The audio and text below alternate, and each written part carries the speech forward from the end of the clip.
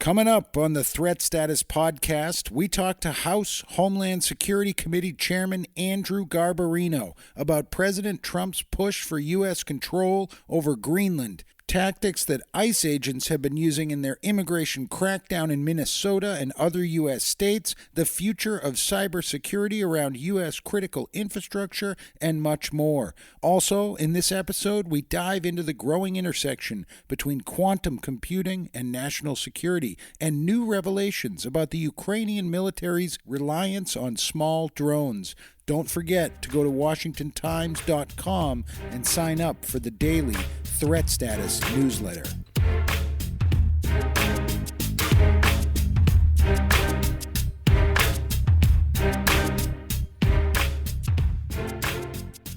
Hello and welcome to the Threat Status podcast. I'm Guy Taylor, National Security Editor at the Washington Times, and I'm your host this week while National Security Correspondent Ben Wolfgang is away.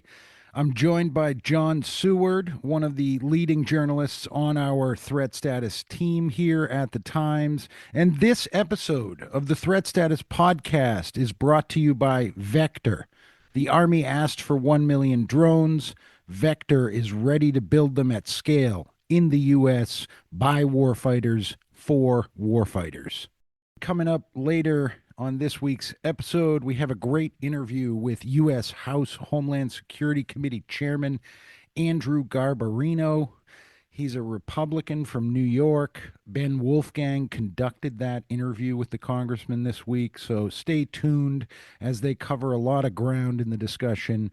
But first, John Seward, I'm excited to have you on with me. You're doing a great job reporting on a full range of national security issues at the time, some geopolitics, and of course, the fast-evolving world of defense technology.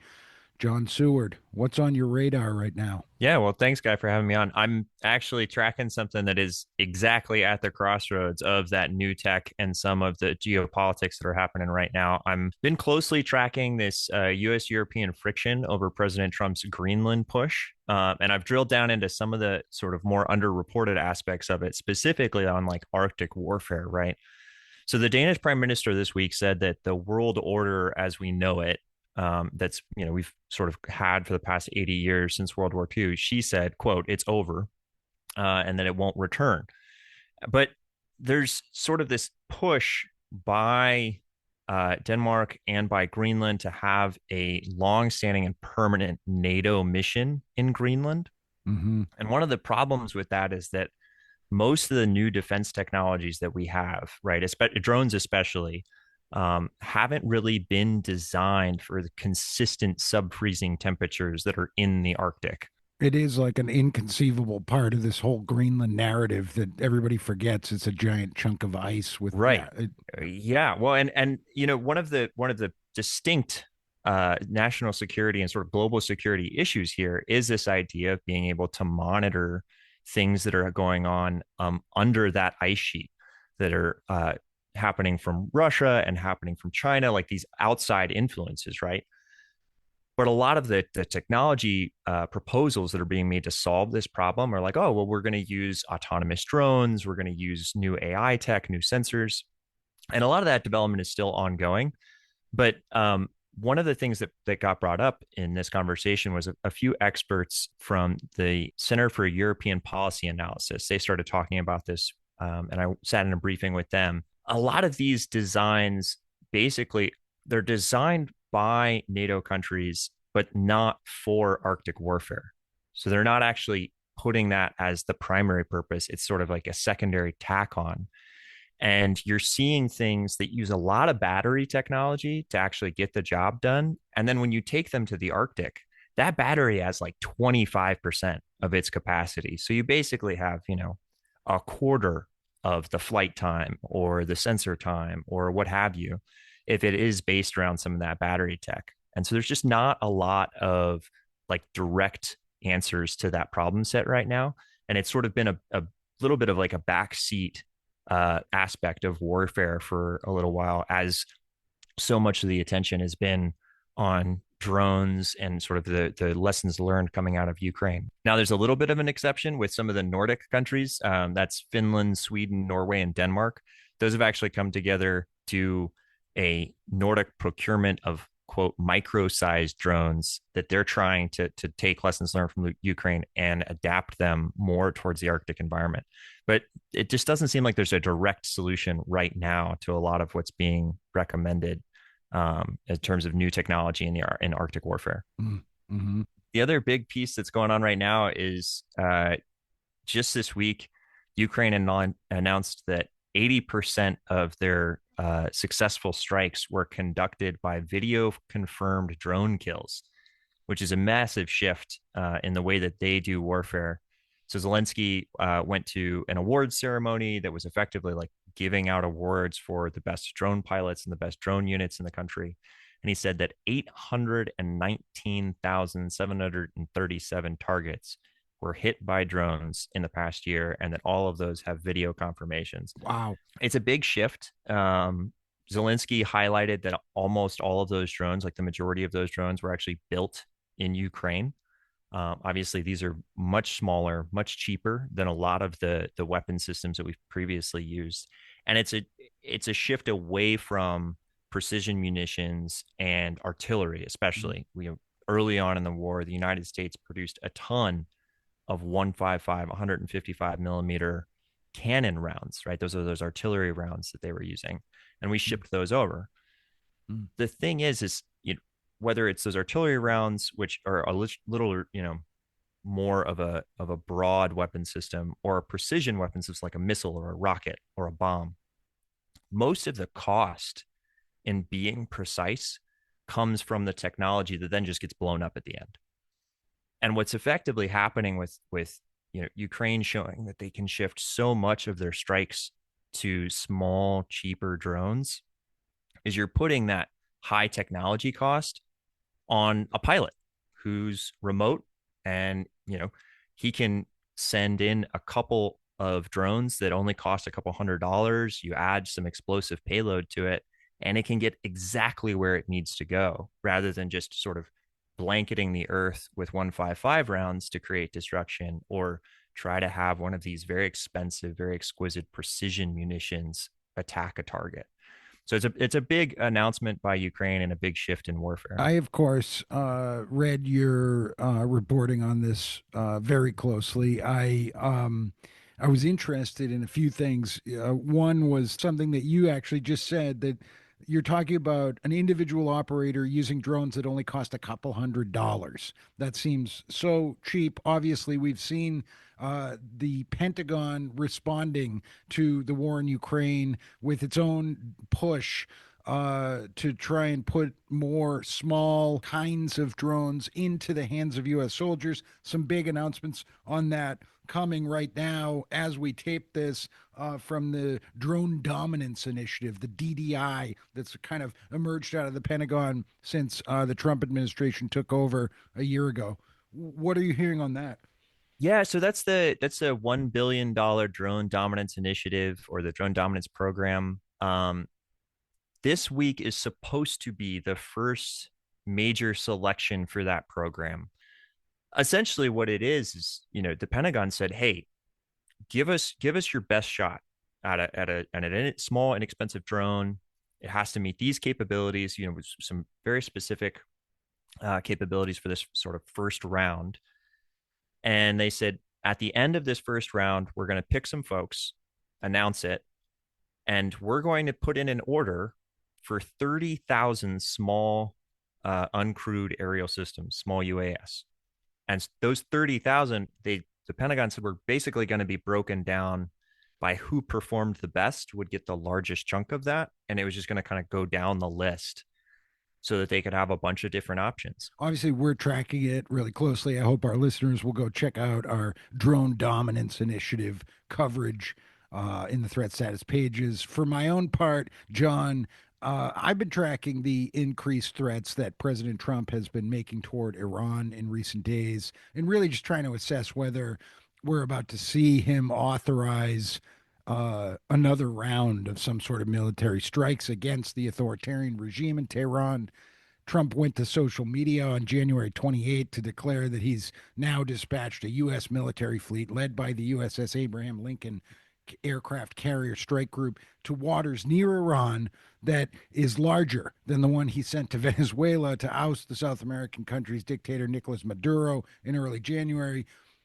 Trump used the Venezuela example as a direct threat to the Iranian regime, saying U.S. forces are ready to do a similar action in Iran if Iranian leaders don't agree to sit down for direct talks with U.S. officials to declare that Iran is totally abandoning its alleged nuclear weapons program. Those were fighting words, John. And they sparked some serious reactions and some new tensions in the Middle East, which is frankly still sifting through the implications from the U.S. and Israeli military strikes on Iranian nuclear sites back in June 2025. The context this time around is that Trump's latest threats come in the wake of the Iranian regime's massacre of thousands of protesters in recent weeks.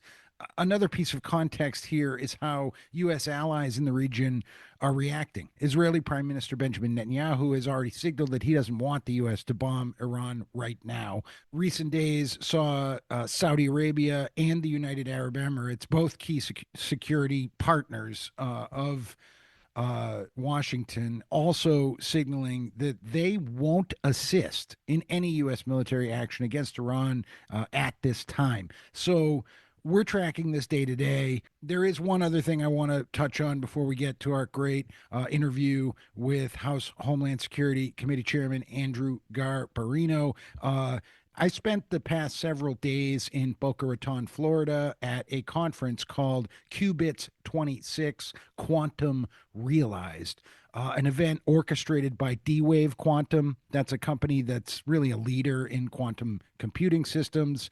It's interesting stuff, John. Some of us from the Threat Status team were down here looking at the expanding intersection between futuristic quantum computing and national security.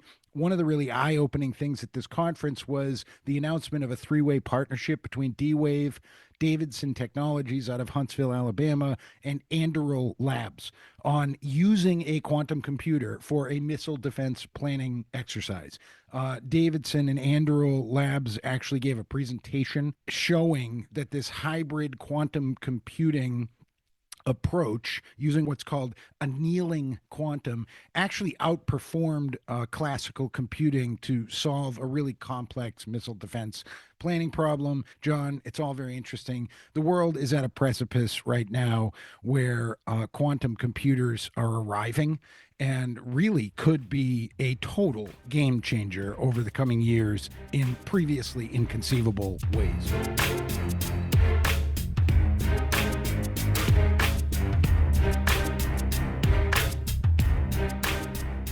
And we are joined now by Congressman Andrew Garbarino, a Republican from New York's 2nd Congressional District and the chairman of the House Homeland Security Committee. Congressman Garbarino was previously the Republican leader on the Cybersecurity and Infrastructure Protection Subcommittee. So we'll definitely talk about cybersecurity later on here, and we're excited about that and excited to have you here. Congressman, thanks so much for coming on the Threat Status Podcast. Well, thank you for having me. Happy to be here. So a lot to get to right now, but I want to start with some news as we record this. And talking about Greenland, of course. There's been a lot of back and forth between President Trump and European leaders about this, and we don't have time to detail all of it right now because things are changing rapidly. But I'm just curious, if we step back, sort of the 30,000-foot view, if you will, through your lens as chairman of House Homeland Security, do you believe that the U.S. owning Greenland or controlling it in some way or having some sort of permanent access agreement to it is in fact a security imperative for the U.S.? 3 years from now, for example, if we don't have that, is the U.S. less safe? Is the homeland less secure in some way because we don't control Greenland? China and Russia have been playing in the Arctic quite a bit lately. So I understand the want to protect that area, to have a presence up in that area, and if whatever discussions are happening with the president and Europeans now include some sort of position for the U.S. in Greenland, that'll be it's yet to be seen. But I do think seeing how aggressive some of our adversaries have been in the Arctic, making sure that there is some defensive measure up there is a smart move. Okay. One more quickly in terms of things that are very much in the news right now. I want to ask you about sort of ICE and the immigration crackdown across the U.S., in Minnesota and elsewhere across the country. We could, of course, spend an entire podcast and have talking about this issue. But again, kind of broadly speaking, I'm just curious, from your perch as chairman of House Homeland Security, are you personally comfortable with sort of the what some would describe as heavy-handed tactics you've seen from ICE? Whether it's wearing masks or using tear gas, on American soil. Are you worried that maybe this is doing, at least in the public relations realm, doing long-term damage to the credibility of ICE that maybe over the long haul makes it harder to do effective immigration enforcement at home? Yeah, I there's definitely been instances where things have not gone the right way. And I think some of the tactics in certain cases might have been a little too strong. But that's me watching a video of something being replayed. I'm not on the ground. I'm never going to second guess a law enforcement officer and the decisions they have to make in seconds. So I'll wait to see what comes out in the investigations before I make any real judgment as to who was right and who was wrong. I am frustrated that how easy it has become for people not to listen to a law enforcement officer. If a cop tells me to stop, I'm going to stop.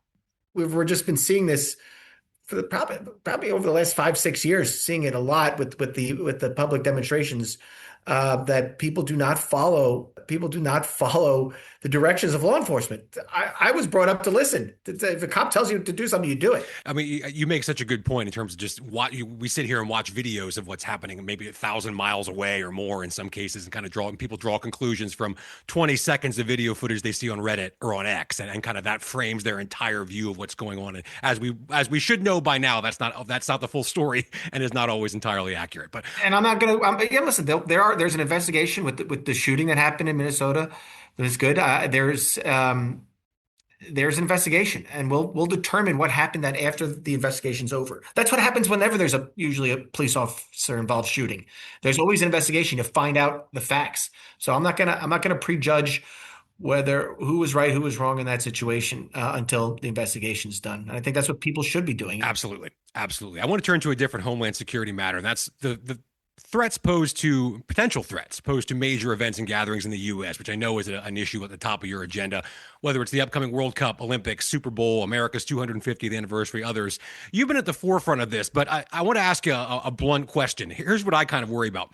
How can Congress and the U.S. government possibly keep pace with drone technology? We all know that Congress moves slowly and technology moves really, really fast. And the time it theoretically would take to, write a bill and get it passed through both houses, the technology around drones can change. We frequently hear from industry and security sources about how the software life cycle for drones is measured in weeks, in some cases days, not months or years even. So I know there are a lot of really smart people in DHS and the Pentagon and elsewhere on Capitol Hill working on this. But when it comes to Congress appropriating money, writing bills, delegating necessary legal authorities, how can you possibly keep up with the pace of the threat right now? Well, and the idea there is, and it's like what we would do with cybersecurity as well. You try not to be as specific because it does change quickly. And yeah, I might be able to pass a bill tomorrow out of my committee that will update. If we do get too specific, that'll update it. But Senate moves very slow, getting floor time, and it's. Legislating is a very slow process. I don't even want to say it's a deliberate process. It's a slow process. And I think what we have to do, we give the experts the authorities that they need. Like you said, we have great experts in DHS. We have great experts in the FBI, other parts of the law enforcement that are dealing with this. We have experts in state and local law enforcement that can understand this. We contract with companies that are experts in this. So what Congress can do, and it's kind of what we did in the One Big Beautiful Bill, where we directed money to CBP and others to go to doing counter UAS, as well as money that's going to FBI and local law enforcement for counter UAS for these major events. So we delegated money for counter UAS for the border. We delegated for these special events, and these special events, and it's not just the Super Bowl or the Olympics or America 250 or FIFA. I'm worried about any regular NFL or Major League Baseball game. I think we should have anybody that has a major team that plays in whether a stadium or arena in their jurisdiction, they should have the ability to do counter UAS actions because I'm shocked that we already haven't had an attack. I'm shocked that somebody hasn't flown a drone over a stadium that's full of people, whether it's a concert or football game, whatever, and done something that would have been a mass casualty event. And the fact that we were able to get these new authorities in the NDAA this year to address FIFA, to address American 50. I'm very excited to have been one of the lead negotiators in that. And I think the first class of state and local law enforcement officers who are actually finishing their training right now in Alabama, wherever they're being trained to do the counter UAS. To use the counter UAS authorities that we just gave them for the FIFA World Cup games, which start in June, I think. You mentioned cybersecurity. Your committee back in October released a cyber threat snapshot that examined the threats posed by nation states and criminals to U.S. networks and critical infrastructure. And some of the numbers in there, even for me, who covers this stuff for a living, were startling. I mean, 2024 cyber espionage attacks from China rose 150% compared to the previous year. Industrial sectors increased 300%, according to the report. Of course, Salt Typhoon, which you talked about previously in the show, is maybe the most well-known example of some of this. But where, in your view, are we most vulnerable as a nation? Where do we need to sort of beef up our protections? Is it infrastructure like power generation, water systems, or financial services, banking, the electric grid? Are there sort of weak spots and a soft underbelly, if you will, that you think needs attention from the perspective of Homeland Security and cyber threats? Honestly, I think it's everywhere, and it's really everywhere. I mean, some financial services sector, energy sector, they have the money to try to defend better against our adversaries. And the adversaries run from the gamut. They run the gamut from somebody in their mother's basement who's just trying to hack in, all the way up to nation state actors like China and Russia and North Korea and Iran. I mean, and we have to protect against all those things. And there are so many different ways to do it. There's great technology that companies can use. But there's also, which is great. And we have some unbelievable defensive technology when it comes to cyber. I've met with a bunch of different companies that have clients in the critical infrastructure sectors, but also that are also the government is a client of theirs.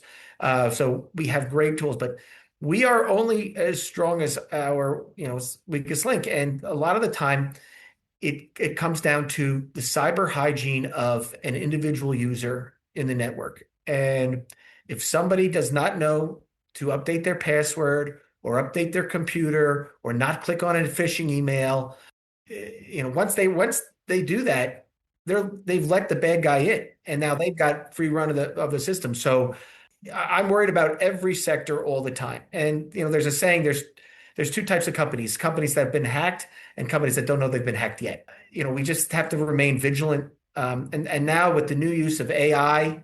In cyber attacks, Anthropic came and talked about there was the one AI attack that had very little human involvement. This is just getting more and more. It's getting scarier by the day. Well, that's a great segue. And before we hit record, you and I were talking about sports, and of course, it's often said the best defense is a good offense. So I'm curious because we recently saw a little bit of a glimpse of what the U.S. is capable of when it comes to our own cyber operations with the U.S. raid in Venezuela that captured the country's former president Nicolas Maduro.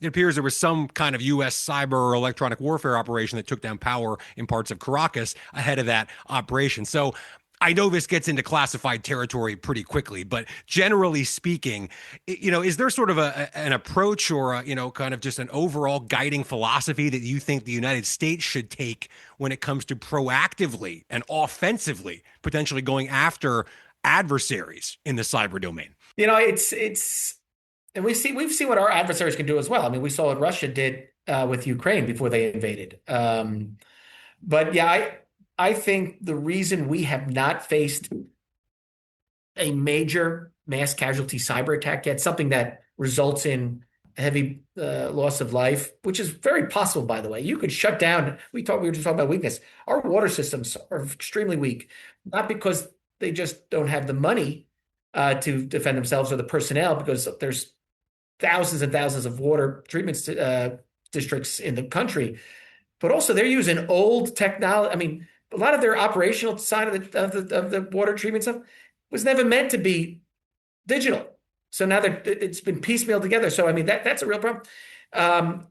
So the fact that we haven't had a mass casualty event where if you shut down, they can shut down a water system, and then all of a sudden that affects your hospitals, that affects everything, that affects energy, means that I think our adversaries know we have much better offensive capabilities, and what they can do to us, we can probably do to them tenfold. So the fact that it hasn't happened yet probably means that they know as well as we do how great our capabilities are, which probably stops them from doing it for us. That doesn't stop them from coming in and stealing all of our data and info and trying to see and sit around and get themselves.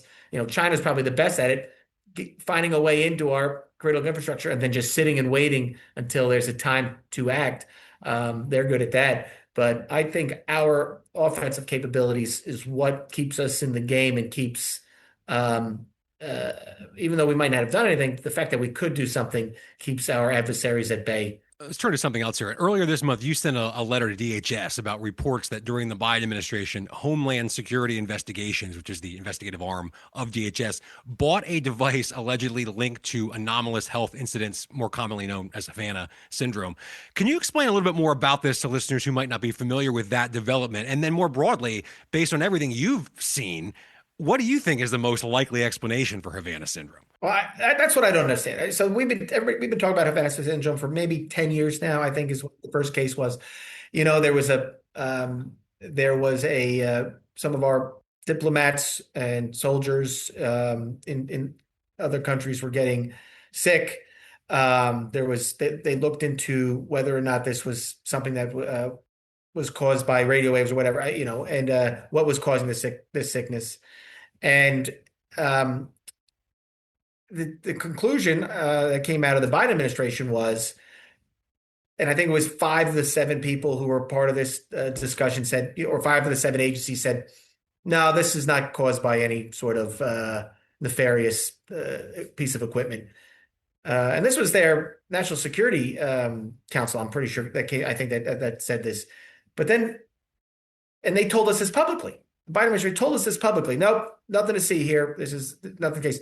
But then on the other side, while they're telling us publicly, they then spend at least $10 million to buy this piece of equipment that they said was the cause of possibly Havana Syndrome. So either they're lying to us, they lied to us when they said nothing to see here, or they wasted at least $10 million taxpayer dollars on a piece of equipment that wasn't actually doing anything. So we sent this letter to find out what the hell's going on. And we're waiting for a response from the secretary. Granted, all this happened under Biden administration. So we're waiting to find out what the Secretary Noem has and her team has to say about this. But there's something wrong here. Either they were lying to us publicly and behind the scenes spending this money, or they were wasting money because they know there wasn't actually something causing Havana Syndrome. So this is congressional oversight. We need to find out, what's going on here, because we need the truth. Yeah. Well, you all deserve credit on this one, because this is a story that for years now, it's just blown my mind that there's not a universal demand that we get to the bottom of Havana Syndrome in terms of what's going on, because it's just been mind blowing to me watching these questions persist year after year. One more quickly in the couple minutes we have left here. We talked about drones earlier, but I want to ask you a personal favorite issue of mine. UFOs or UAPs. As you know, the Pentagon's All-Domain Anomaly Resolution Office has detailed hundreds of unexplained sightings of these crafts. Some have been over sensitive sites like military bases and nuclear facilities. And, I don't want to go down a rabbit hole of UFOs and aliens, Congressman, but when it comes to Homeland Security, how concerned are you that as we talk about the threats posed by drones, the reality is that there seems to be a lot of things in the sky that the United States, even with the full power of the federal government and the U.S. military, can't track or identify? Yeah, look, not only can't track or identify, or there's some stuff up there, depending on what type of drone it is or what other type of flying piece of equipment it is, we might not be able to control it either. There's only certain, we have the ability to control some things or to divert some drones or whatever. There are there are drones out there that are being developed. And as you just said before, they're being updated weekly. The technology for this is being updated and expanded weekly. We need to be able to stay on top of this. So we need to be doing a much better job making sure that we can trace these things, not just to where they are, but where they're coming from. Because that's also another big question. We might be able to see a drone in the sky. We might not know where it's come from. There's a lot we need to be doing to protect our skies. And yeah, there's a sledgehammer approach that could take something down, but if you use that, there's a possibility it could take some other things down that you don't want to take down as well. So we don't want to use a sledgehammer approach. We need to do a much better job of developing our technology, and we have people working on it. There's private sector companies working on this to try to expand our capabilities. We need to do a better job of controlling and coming up with this technology. But I will say one of the things we should stop doing, and it's amazing how much pushback we get from certain people, is we need to stop using drones that have Chinese equipment in it. I mean, it might not be a full Chinese drone, but there are drones up there that have equipment that's made from or parts in it that's made in China. We need to stop doing that. Absolutely. Thank you so much for all that, Congressman Andrew Garbarino. It's a pleasure. Thanks for coming on the Threat Status Podcast. And thank you so much for having me. This episode of the Threat Status Podcast is brought to you by Vector. The Army asked for 1 million drones. Vector is ready to build them at scale in the U.S. by warfighters for warfighters. And it's time now for Threat of the Week, our weekly segment here on the show where we identify a threat, whether it's here at home, domestically, or in some corner of the world, impacting U.S. national security right now, this week, as you all listen to the show. John, what do you have for us as your Threat of the Week? For my Threat of the Week, it's the militarization of law enforcement, both at the federal and local level. Obviously, we were at war for 20 years in Afghanistan. We have got a lot of those guys coming back. And now as military veterans, they've joined law enforcement agencies. They've joined their local police departments. But then they've also seen a lot of purchases of essentially like aftermarket military gear that those agencies and departments are then using. I want to highlight really quickly here. Fellow military veteran Thomas Gibbons Neff did a nice video piece for the New York Times talking about some of this and pointing out some things that happened in Minnesota with a group of agents at the door, essentially wearing a lot of the same exact military kit that he wore overseas and that I trained in. So that's just one of those things that I'm keeping my eye on is how the police and law enforcement here in the United States has adopted a lot of things from the military community. My Threat of the Week is that Russia is gearing up for a 5th year of war in Ukraine, regardless of Moscow's participation in peace talks with U.S. and Ukrainian officials. Claims of progress during recent days in end-of-war negotiations by the Trump administration and by Ukrainian President Volodymyr Zelensky stand in stark contrast to Russia's attempts to replenish its infantry forces as the 4-year anniversary of Moscow's invasion approaches in February. That's my Threat of the Week. And with that, a huge thanks to our guest this week, House Homeland Security Committee Chairman Andrew Garbarino. A big thanks to Ben Wolfgang for conducting that great interview. And last but not least, of course, a big thanks to all of you, our listeners. Please go ahead and hit that subscribe button, share with your friends, and we'll be back next week on the Threat Status Podcast.